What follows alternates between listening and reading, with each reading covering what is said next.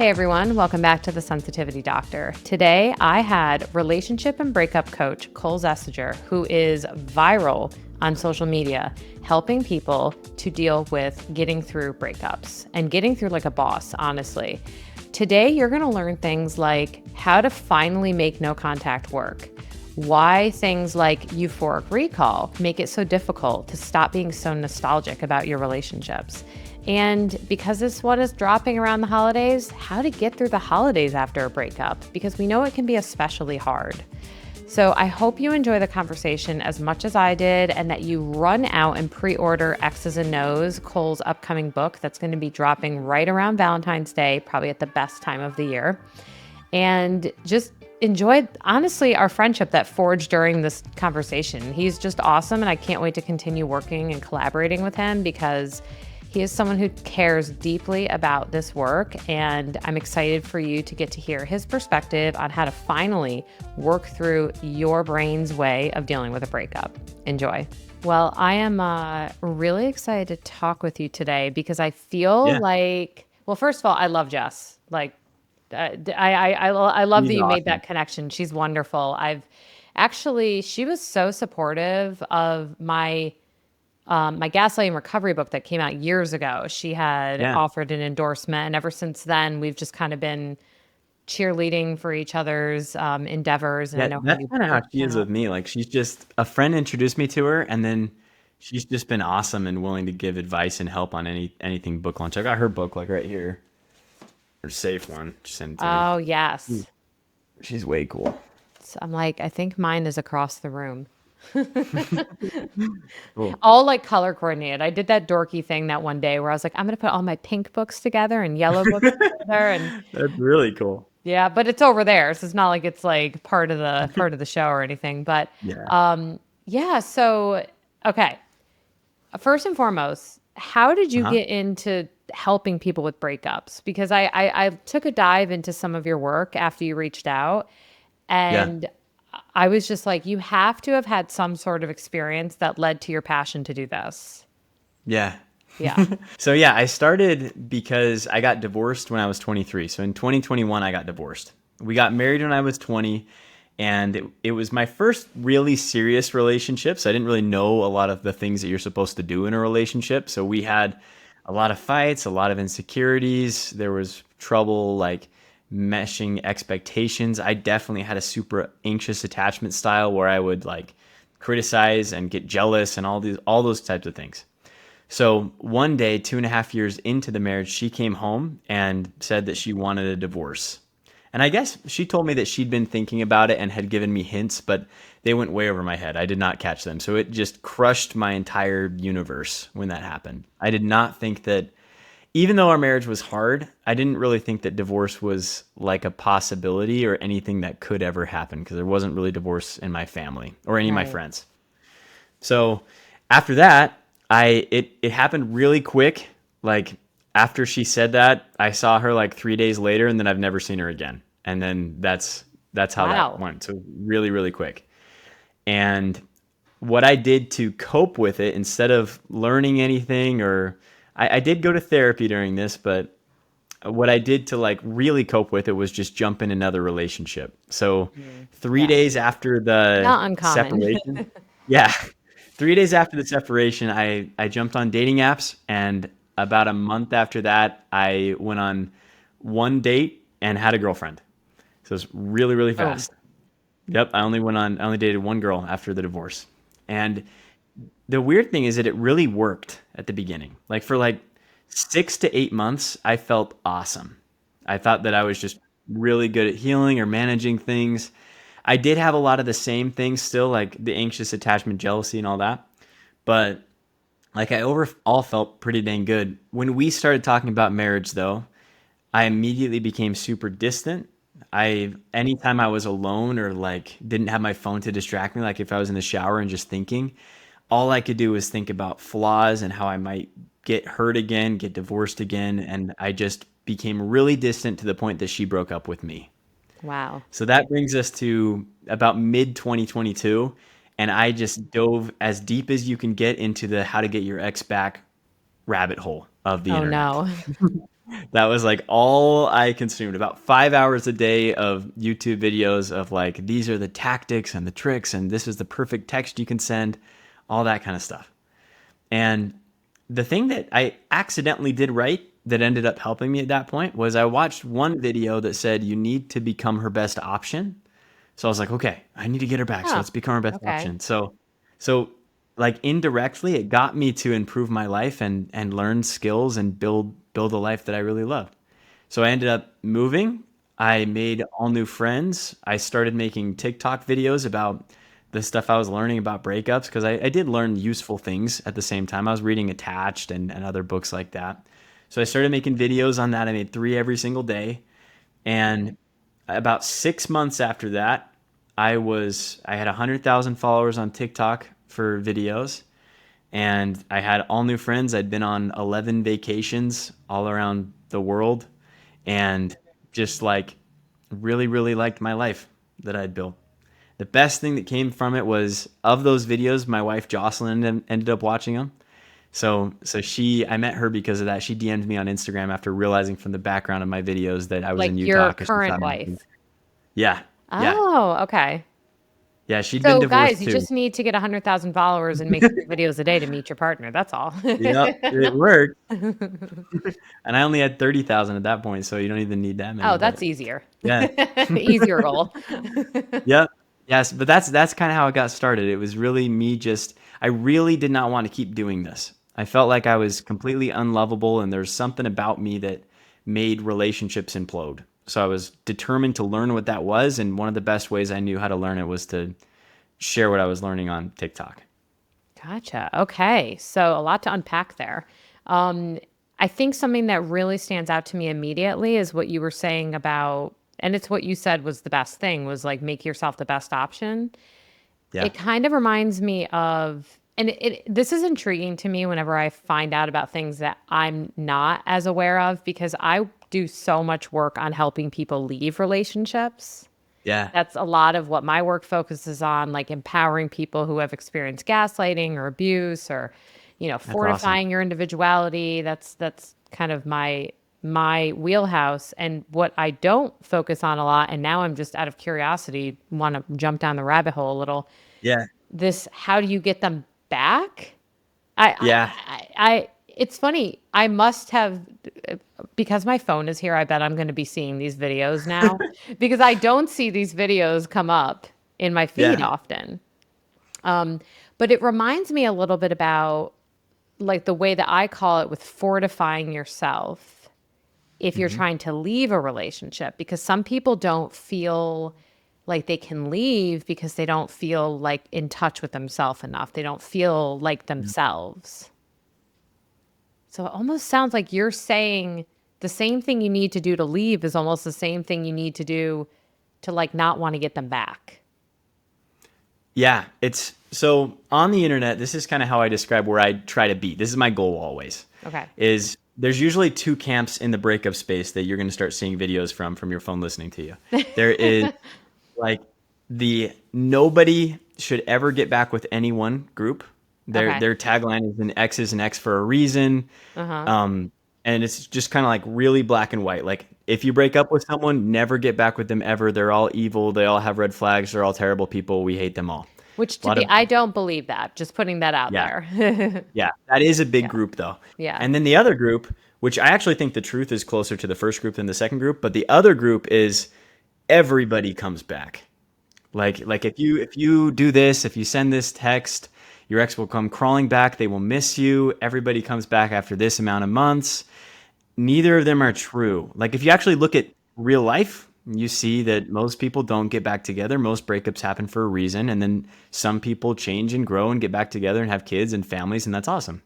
So I try to be that middle ground, but what I find is most people who end up like in the breakup space on Instagram are usually those who get left and they're trying to grasp reality. And while they're trying to grasp that, they still want the old reality they had because they had this beautiful life that had this partner they thought they were going to be with forever. And now they just have nothing. They have no idea what their future is going to be. So a lot of people in that place just think, I need to get the ex back. That's the only solution to my pain.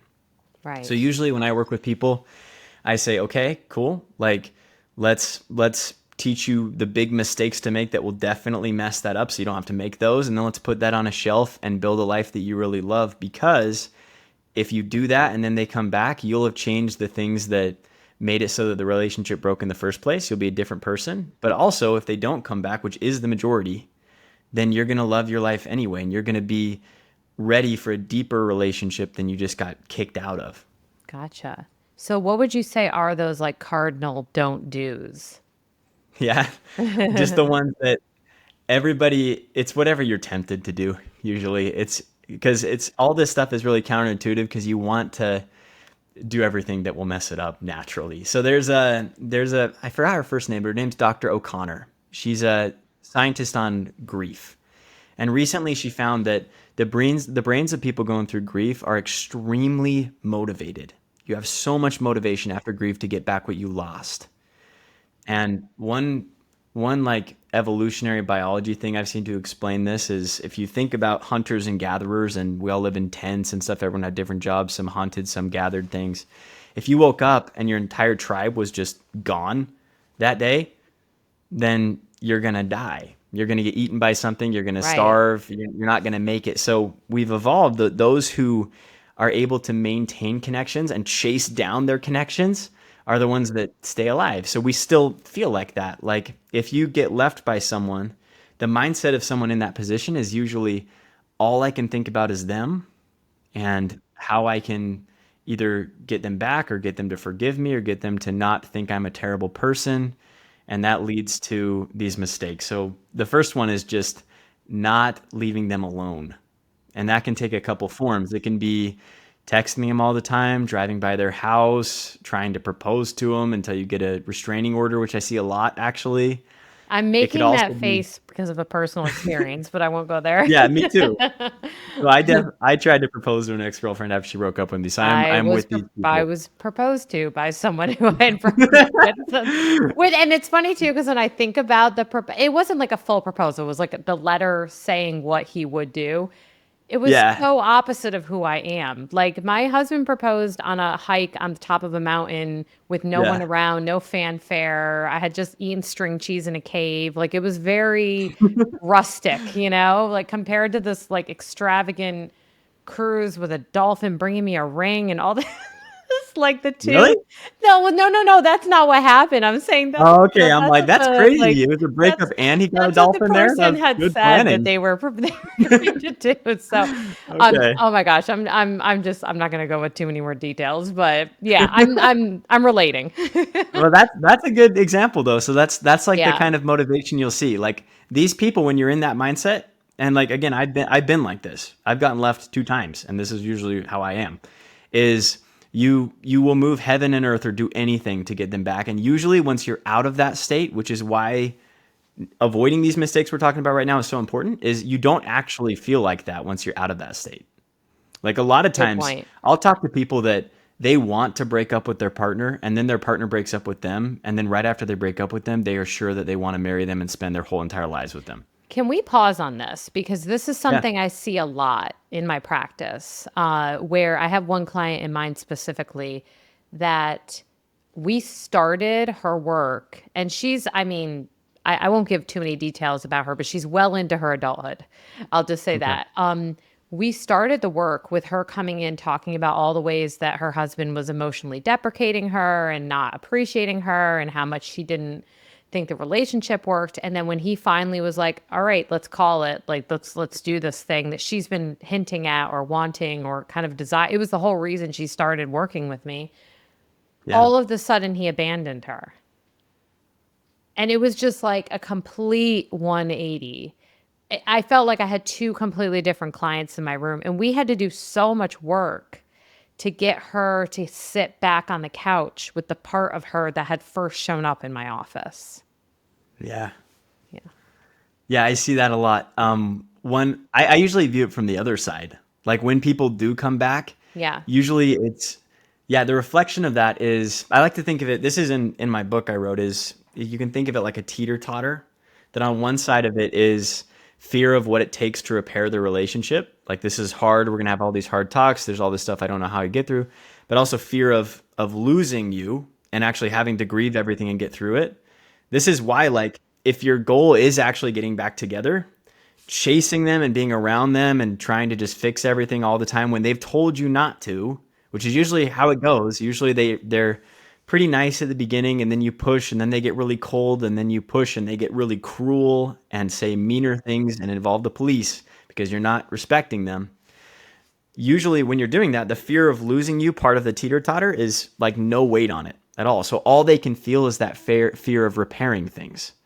So it sounds like that's what happened with her too. That it's like Absolutely. while there's no chance he's going to leave her, she can see all the things that are wrong. But as soon as she's going to get abandoned, all of a sudden that's gone. So that's why, like, when there's usually space after, like at least 30 days minimum. People, that's like a tagline on social media, is 30-day no contact, because it sounds cool. Mel Robbins said it too. But I mean, if you think about it on a neurological standpoint of how long it yeah, takes for us to not get the same dopamine release from intermittent reward, it would make yeah, sense. Yeah. It's like yeah. it's breaking an addiction. Yeah, it exactly is. So when people do that, then it kind of like that teeter-totter balances out, and you can see like what you actually want to do. So yeah, Yeah. that's the basic big mistake. Back on that point is continuing to chase or accepting friendship, like anything that blurs the lines between where you the best results come when people actually break up for real. When they do something in the middle, it usually just keeps them bouncing back and forth until usually the ex that doesn't want the relationship as much, like the one who initiated it, starts dating someone else, and then they get heartbroken all over again because they wouldn't accept it the first time. Yeah. That's very true. I've seen it. I've lived it. And so I can definitely see how that works. You know, one thing I do often tell people as well, and I'm curious your thoughts on this, is I try to normalize that just because you've gone 30 days no contact, or maybe you've gone years no contact, if you see that person again, your body is still going to likely respond. Like it will somatically respond to the presence of this person.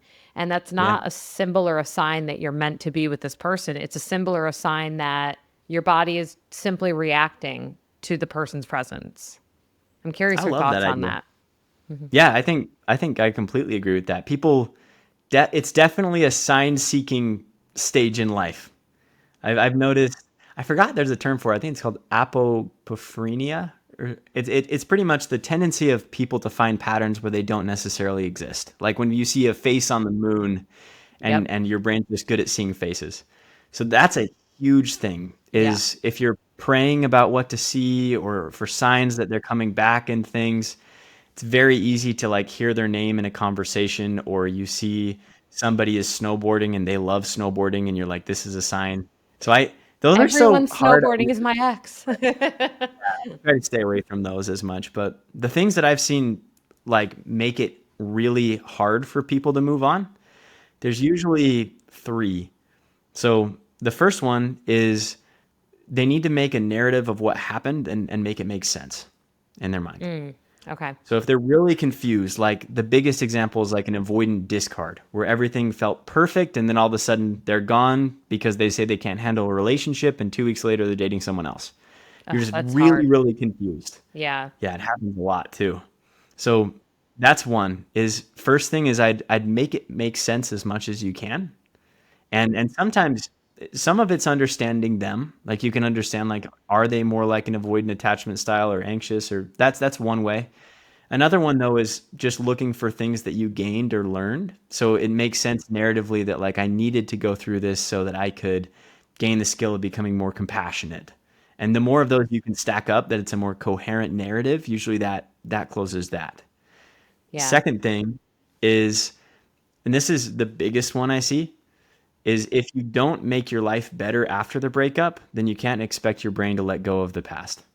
So generally what people do is, if you imagine your life holistically, like you've got family, friends, what you do for work, hobbies, religion, health, and then a relationship. It's pretty good. We can say like all in all, it's an 8 out of 10. You like it. Then all of a sudden the relationship category goes from like 9 to 0. And then you're here. So now overall you're like a 6. Your brain would rather stay in that beautiful past Right. than the present, because you're not giving it anything new. It's like, would I rather think about an 8 life or live and suffer in a 6 life? And it usually even gets worse. Usually people isolate themselves from their friends and family because they don't understand them, or they Right. don't do any hobbies anymore because it all feels meaningless. So it's like an 8 life to a 2 life. Which one Right. do I want to think about? So you think about the past. Well, and what you're talking about is euphoric recall. Have you ever heard that term before? No.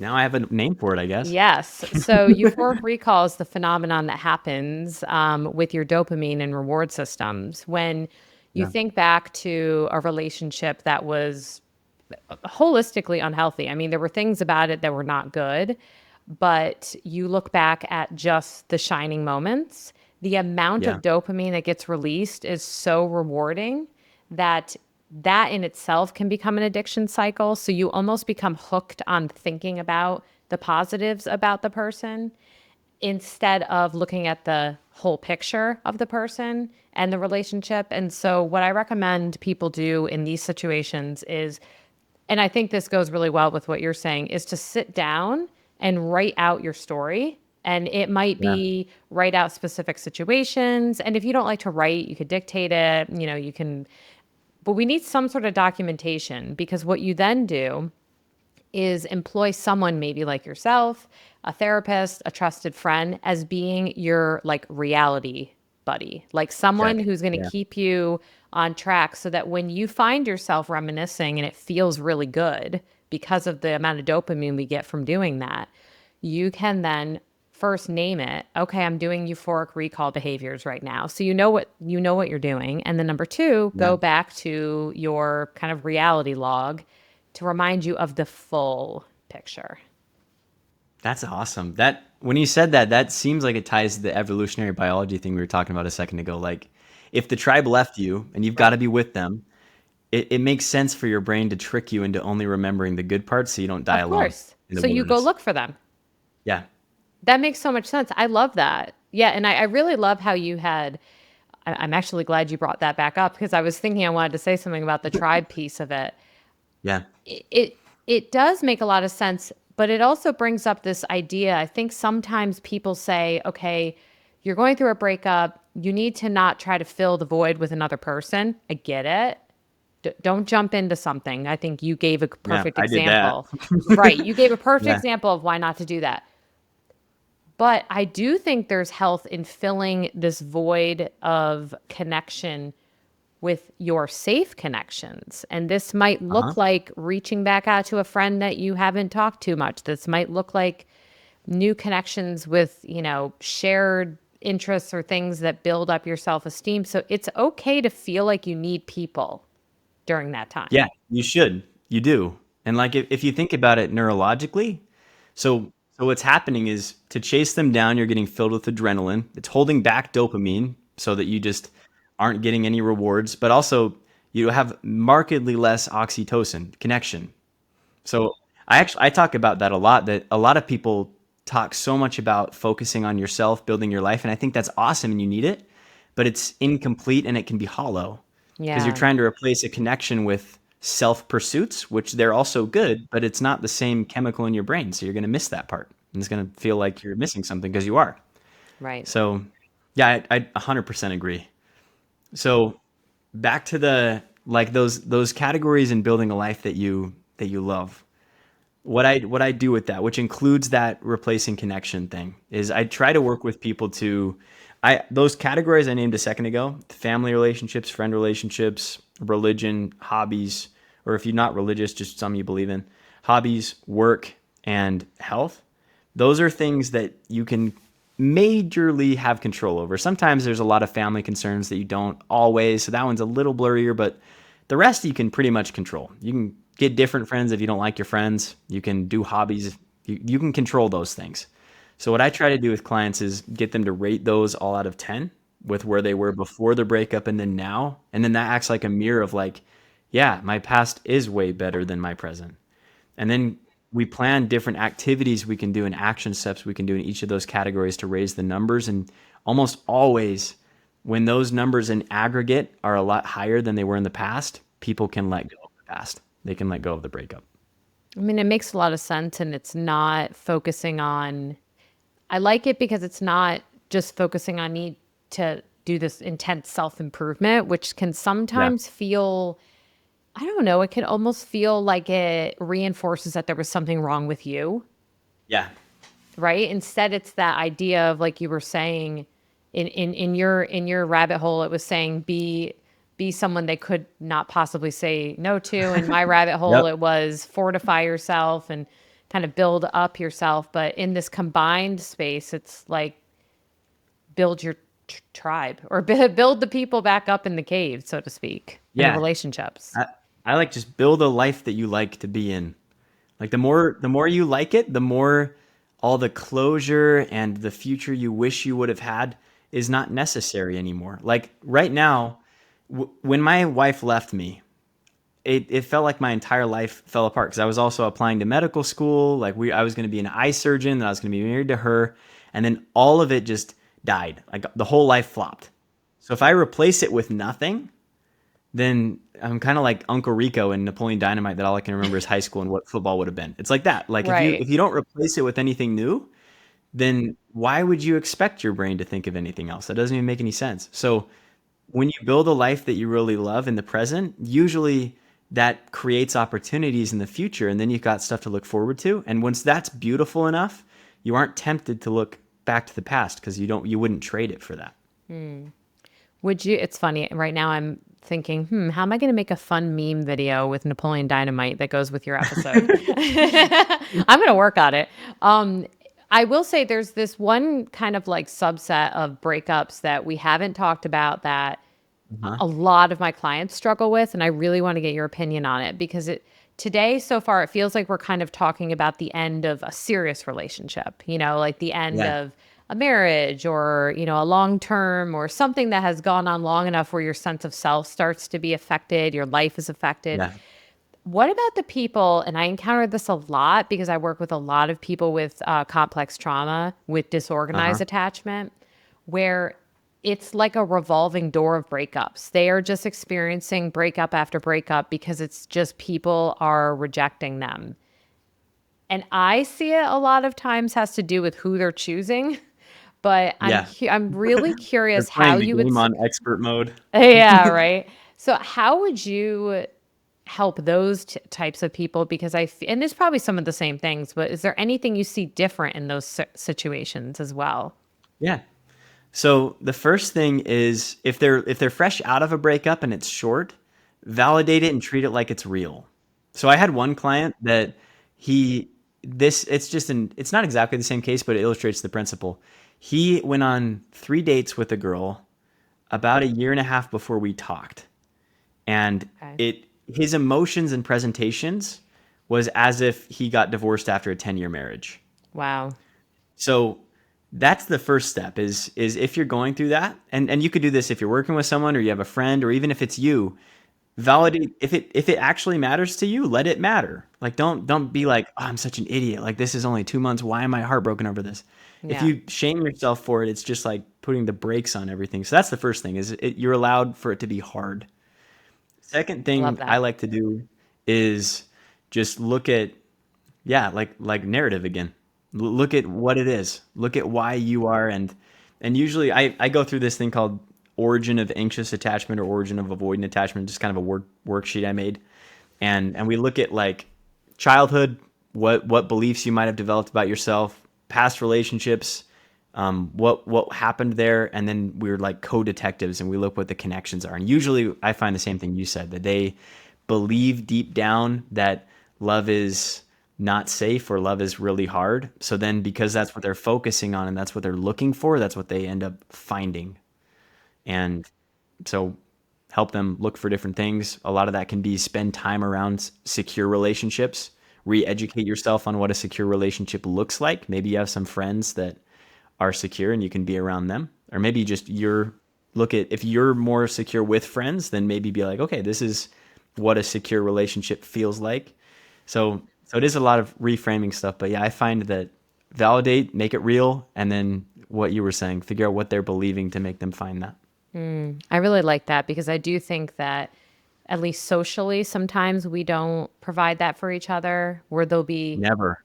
right? Like, oh, but you were only with them this long. Or I Yeah. heard once, you probably heard that silly thing, like, however many days you were with them, it's that many weeks, or I don't know, some kind of weird I math don't about know. how long it's supposed to take. It's not true. It's just like Yeah, a, it didn't sound true. That'd be if it were days to weeks, you'd be waiting for your well, I whole think it's life. the other way around. It's something like for Okay. every week you were with them, it takes that many days to get over them, which Okay. is completely Yeah. untrue. It sounds cool for a TikTok I video, but know, yeah. right? You're like, stay tuned. But it's, I mean, it's so untrue. And it kind of leads to this thing about, I'm so glad you brought up grief, because it is a grief process.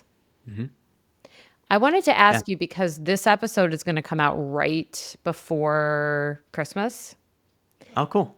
A lot of folks don't break up, even if they should, Yeah. because, there's, or they're desperately trying to seek out that connection, because it can be a really lonely time to go through this. Are you saying that they don't break up during Christmas because they want to wait past Christmas to when it's more of a regular time? Yep. Yeah. I see there's a lot of things around Christmas. So I know that the most common times people break up are right around New Year's Day and then Valentine's Day. Like that's the best time for my practice because a lot of people come in as clients. And We I get a think it's lot of just because, clients in New Year's, I will say that. yeah, yeah, people are like, I don't want to go into the new year with this, knowing that I'm going to leave anyway. And then Valentine's Day, Yeah. people are like, this isn't what love should feel like. Look at all these movies and things like that. Yeah. The other pattern I see a lot is just people suffer a lot in Christmas. They want it's a common time that you want to reconnect with people. So even if Yeah. they're in no contact and they're trying to heal, or even trying to get back together, they'll forget about all their goals and just text during Christmas. As for like holding on because it's Christmas, I don't really have a big opinion on that because people come to me after. So I don't totally have a window into what happens when they're more in your space where it's like they're thinking about it. Mine is more like they come to me after everything is crumbled in their lives. Yeah, I mean, right now, actually, now we're in November. I'd say end of October is usually when a lot of the hard conversations and work are being had, where some of my folks, and there's a couple I can think of that did end relationships in the last couple Mm. weeks, in anticipation of not getting pulled into that vortex of loneliness that can happen during the Yeah. holidays. Um, what were you gonna I say? have seen there's two other things I thought of why people I actually have talked to some like dumpers, like people who've ended the relationship and a lot of times it's like I'm gonna do this. I don't want to be a part of another family gathering, or I don't want to be in pictures Right, when I know I'm gonna be gone. Another thing is I think there's a lot more stressors around this time, like financial stressors. How are we gonna pay for Christmas? How are we gonna make this right. work? And that's a big thing I see when people actually do change their minds and come back. A lot of people throw away relationships when life is stressful in general. So that could be one time here too. I could see that. You said dumpers. Is that like a term you use? Yeah, it's a dumb term, but yeah. I don't think it's dumb. I mean, it's a term. It describes something. I mean, Yeah. okay. I guess how would you define the difference between a dumper versus someone that just ends a relationship, or is there not a difference? I don't. It's so dumper is the one who initiates the breakup and dumpy is the one who gets broken up with. Okay, I was thinking, because it sounded like, a little. It got a little edge to it. I was thinking Yeah. maybe it was someone who like chronically was doing it. No, it is usually it's probably considered the bad guy more in the space of breakup social media, which that is a part that a lot of people don't realize is which you realize because you're helping these people through it, but it's extremely hard to break up with people. It And is. even though we talked about how as humans in society we're not super great at helping people through breakups anyway, like a lot of us are like just get back out there, like go date, go Right. go. When are You you shouldn't dating be sad again? this Have you long. signed up for this? Yeah. Yeah. Yeah. Are you still single? And yeah, giving them tools and stuff. Like, have you tried this app? But Unsolicited advice. we're even worse at supporting the person who ends it because like we view it as it's their choice. Like they chose this. It's how it's supposed to be. If they're so sad, why aren't you just back with the person then? Like you could do that. But there's definitely times, like most times, most relationships end. Yeah. There's definitely times you should break up with someone. So yeah, we do definitely need to be better at supporting both sides in that way. It's kind of interesting to think about that most relationships do end because Uh-huh. most people date more than one person before they find the one they Yeah. decide to commit to. Yep. But Oh, every time, like, if you're like me, or a lot of people that watch my videos, it feels like when you lose that person, and this is the most common thought I hear, is I'll never find a connection like this one again. We suddenly yeah. become masters of the future, extremely smart, no humility about us not knowing things, even if we're like 21 years old. We think this is the best that is out there for me in the world. And one of the greatest things to give you peace is having the humility that you have no idea the best path to happiness in your life. That's what helped me a lot. And I think that's even a little bit of that euphoric recall right there. Like when it's like, Yeah. this is the always. Anyone listening, if you're thinking about the breakup in a black or white thinking pattern, it's probably that. Yeah. Yep. Which is it is like it does make sense because like anxiety is an extremely myopic thing. It's made myopic means nearsighted. So it's anxiety is made to get us out of the danger we're in, nothing else. Like if you're running away from a tiger, you're not going to be thinking about what's for dinner later. You're not going to be thinking about your favorite roller coaster. Get me away from this tiger. Right. So if you're in a breakup and like that's what you're really anxious about, that's all you can see is that. So it's Right. helpful to remember and be aware I'm not seeing the whole thing. It's really black and white and shallow because I'm anxious right now. So that's another way when people build their lives after, and even like me, where I did it on accident, where I was just trying to become her best option, but I accidentally ended up building a life that I really liked, then it lets you see the whole thing again. And then you don't just see the euphoric recall, you don't just see that there's no life outside of this. So you kind of have to like be aware enough to realize that you can't really trust yourself at that time. You're not going to be Right. very deep in your thinking. I like that because it also supports the idea that we've been talking about today of having other supportive people around so you can get other people's perspectives. Hmm. So you're not just relying on your inner voice, which might Yeah. be distorted at the time. Yeah. And I would like count yourself as worth something. Like when you talk to people, generally you've got a bias and all your friends have a bias. All your friends have the bias of this person sucks, nothing good about them, like forget about them. And you've got the bias of I'm in love with them and only can see that. The truth's usually in the middle somewhere. So I would think of it like that. Like get all those voices, but like don't just throw yourself away. Like you do know things. You were in the Right. relationship. So I love that. Now, if someone's listening and they're thinking, okay, I am going to do it and or I've done it and I want to take Cole's advice and not contact them. hmm. How do you suggest? I'm sure you have like a step-by-step plan because you seem to be very good at that. How do you suggest someone really be successful at no contact? And what did they do at the 30-day mark? Because now I'm thinking, like a diet. Like if you're like, I'm giving up sugar for 30 Yeah. days, and then day 31, you like go overboard and get sick. So I'm just Yeah. wondering, like, how do you protect your heart in that way to actually succeed at no contact? And what do you do on day 31? Okay. To begin with, I do not like the 30-day system. Okay. I think I that like that you're it's too clarifying that. yeah, it's too short for most changes I to agree. occur that you could have a significant relationship afterwards. But I'll give a timeline just because it helps. So I'll give that too. But to begin with is you need to create the space for yourself to actually heal. This is whether you are the one who initiated it or the one who got broken up with. And that does include not contacting them. So if you guys are like, let's just be friends, send them a message and say something like, I really want to be your friend. I love you. But as long as like you don't want to make this work as a relationship, I can't authentically do that. I'd be lying to me and lying to you. So let me know if something changes. Something like that. And then the next step is removing everything that is going to trigger you about them. So that's going to be pictures. That's going to be don't go to places that are super significant to both of you at the same time as much as you can. If you have kids together, just try to Oh, be as that's close hard. to this as possible. Like Yeah. still text about like getting your daughter to soccer, but you don't have to talk about like your day. Like Right. just get as close to completely detoxing from the person as if they are a drug as humanly possible. So that's step one.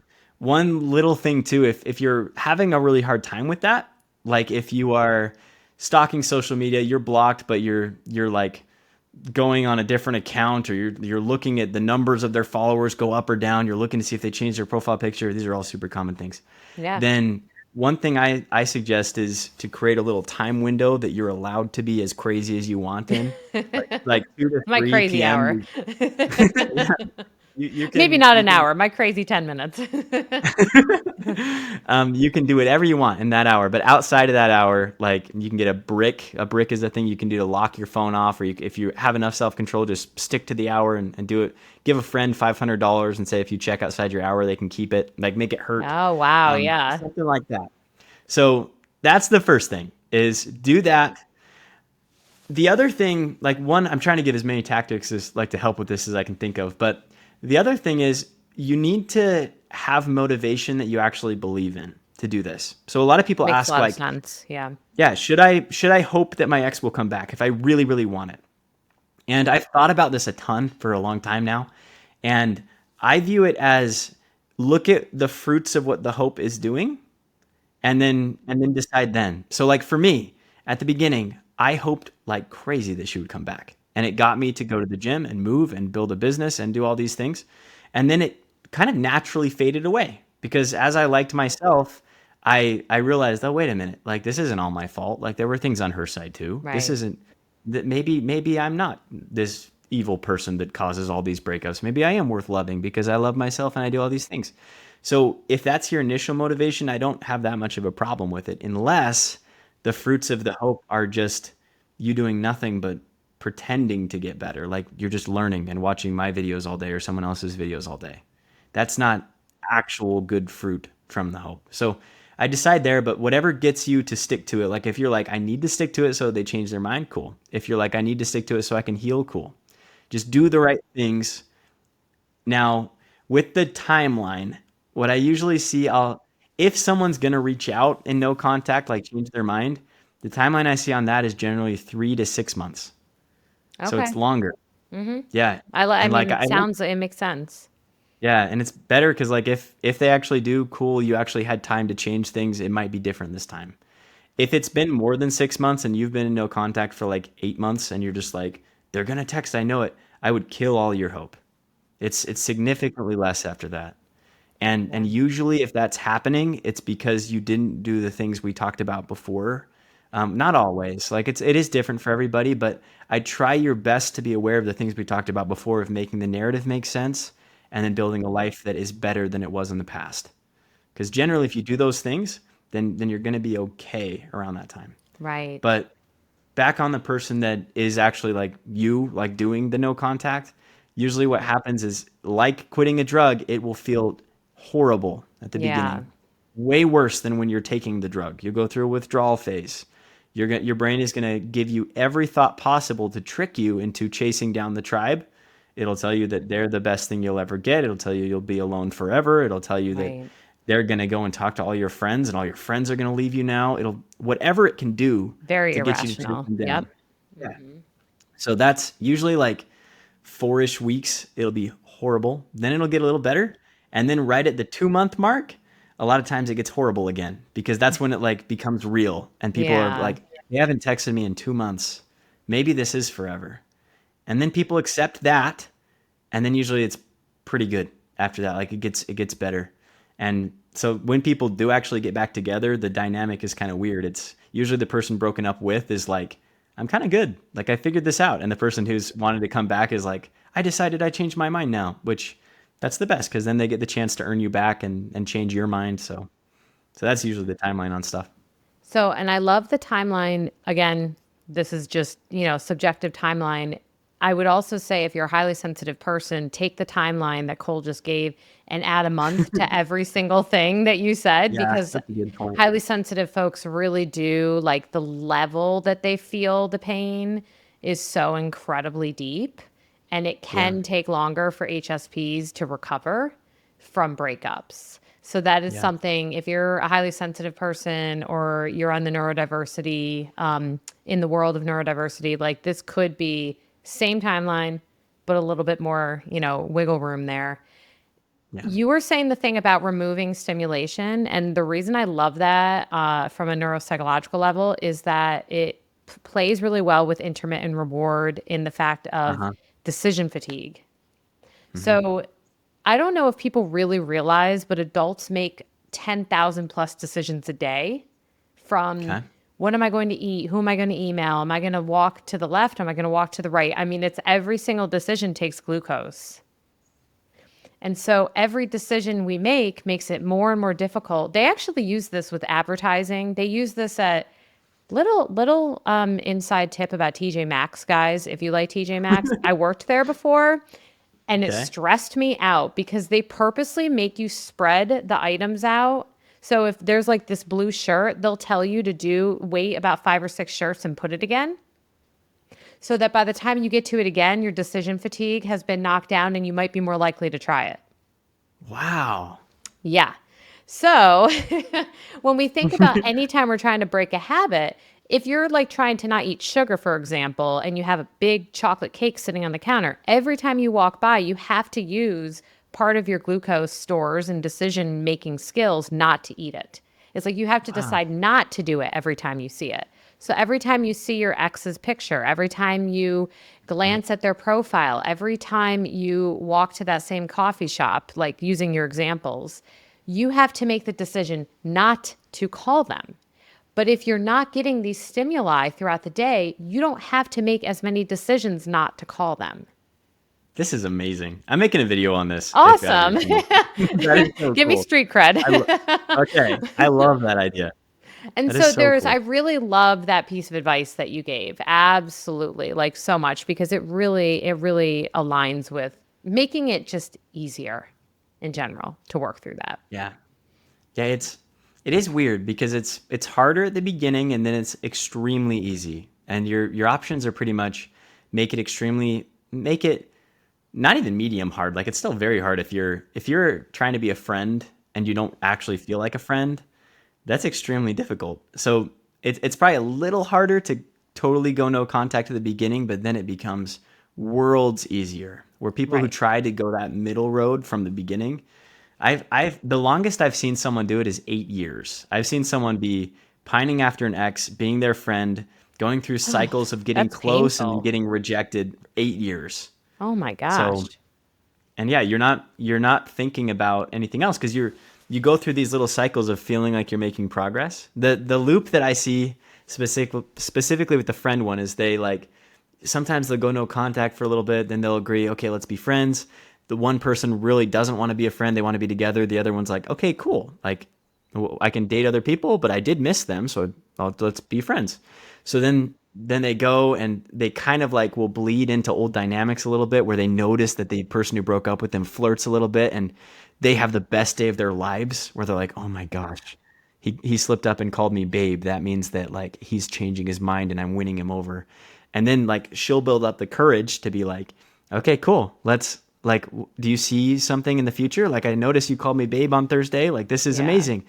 And he'll immediately be like, no, we agreed to be friends. I'm sorry I sent you mixed signals. I didn't mean to send mixed signals, but I thought we agreed on friends. Like, what are you talking about? You want to do this? And then she'll feel horrible. She just got broken up with again. They distance for a little bit. And then he texts again or she texts again and it starts over and again and again and again. Absolutely. Yeah, that cycle is rough because it doesn't allow, I mean, if you really think about it, is it really friendship? I mean, that's what I often No. ask my clients who say, I just want to remain friends with everyone I've ever broken up with. I often Yeah, ask them, like, how do you define a friend? that is an interesting question. Yeah, even if it's I would say that it's not impossible to be friends with an ex. It is impossible at the Of beginning. course. Like if Right. you're gonna be, then it's got to have the time. But even if it's like the most healthy version of friends with an ex ever, I still relate it to looking for an apartment or a house, but you own a dog. Like it's gonna be harder. There's gonna be less people that want to be with you or feel safe with you. Right. Just naturally, you're cutting down your optionality for dating by having that as a friendship Yeah. because like yeah, the people, you're gonna get an apartment with a dog. But you're gonna have way less choices because there's gonna be a lot of men and a lot of women that are gonna see that and get insecure or be like, that's just kind of weird. So it's cleaner not to at all, but it Yeah. is possible if you give yourselves time apart for feelings to fade. Yeah, and I mean, if you think about the fact that we really only have so much emotional energy to spend a day, you have to be giving some of that currency to that ex, even if you're not trying to get back together. So by taking that currency back, it does give you more to offer Hmm. to other potential partners. So I couldn't agree more than that. That's a cool idea. Yeah. So let me ask you, Cole. I really love the way you're putting your message out. I don't think a lot of people talk about this from such like a hopeful space. I love your energy about this. So if you were going to think of anyone listening today who is like, okay, I'm going to try to do the no contact. I'm going to do all the things they're talking about, but I still am freaked out and a little scared to do this. I'm scared to just like be on my own and really let this go. What would be like one last really solid thing you just want someone to hear before we wrap up this conversation that I could literally keep talking to you for another hour? Can I do two things? Yeah, as many as you Okay. want. Okay, cool. So the first one would be if they're really afraid to go no contact, I would say look at what you've already done and then look at did it work or not. So the choices usually are like you can beg and chase, you can be friends when you're not actually a friend, or you can go no contact. Those are kind of the choices you have. And usually Sure. people have already tried the first two and it's blown up and failed miserably. But your brain is so good at like weaseling around and convincing you that there's some other micro version of a change that you could make in that way, which really would probably be the same thing as you did last time. So that's first thing is like if you're afraid of it, what else are you gonna do? Yeah, and So why do you have to change so much for someone else to want to be with you? I mean, I'm just, that's a I good don't point know. That's too. just like that part of me. It's just like, no. Yeah. Second thing is I really love this was the thing that helped me the very most was if you have anything bigger than you that you can lean on, do that. So like for Oh, I me, love it that. was God. Like I believe we have a loving God that has a plan for us and is smarter than me. So if you have anything like that, like you could be the universe, there's some sort of reason things that are meant to be are they be. Whatever it is, like surrender some control to that and realize that you don't know the best way your life can turn out. Like again, mine is so much better than what my plan was. If I could see back in time and I could choose like do I want my life now or do I want my perfect life then? There's no way ever that I would trade it. And my choice back then would be delete this life and have that one.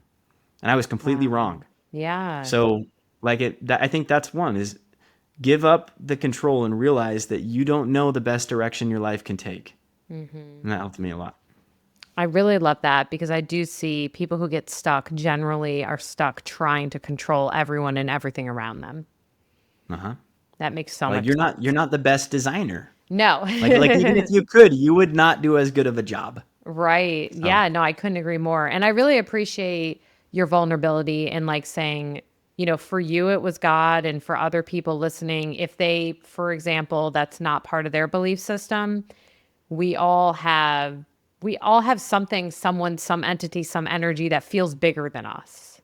And yeah, so like reaching towards that. But I'm so do glad that. yes, I'm so glad for you that you had that like relationship that you could, tap into. The other not the relationship with your ex. So, Yep.